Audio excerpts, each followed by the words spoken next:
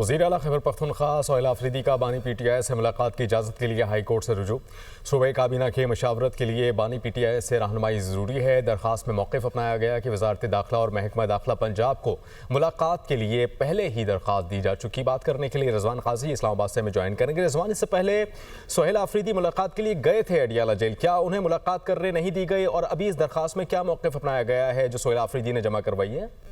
जी, वज़ीर आला खैबर पख्तूनख्वा सोहेल आफरीदी जो है वो कल बानी PTI से मुलाकात के लिए गए थे और उनको मुलाकात की इजाजत नहीं मिली थी, जिस पर आज उन्होंने इस्लामाबाद हाई कोर्ट से रिज्यू किया है। स्पेशल पावर ऑफ अटॉर्नी के जरिए एडवोकेट जनरल खैबर पख्तूनख्वा ने इस्लामाबाद हाई कोर्ट में ये दरख्वास्त दायर किया है और वकील सैयद अली बुखारी के जरिए दायर इस दरख्वास्त में ये मौक़िफ़ इख्तियार किया गया है कि सूबाई काबीना मुशावरत के लिए बानी PTI से रहनुमाई की जरूरी है और बानी PTI इस वक्त सेंट्रल जेल अडियाला रावलपिंडी में कैद हैं और वज़ारत दाखिला और महकमा दाखिला पंजाब को मुलाकात के लिए पहले ही दरख्वास्त दी जा चुकी है और दरख्वास्त में ये इस्तदा की गई है कि अदालत बानी PTI से फौरी मुलाकात की इजाजत है और मुस्तकबिल में बानी चेयरमैन PTI से वक्तन फ़ौक्तन मुलाकात की इजाजत भी दी जाए।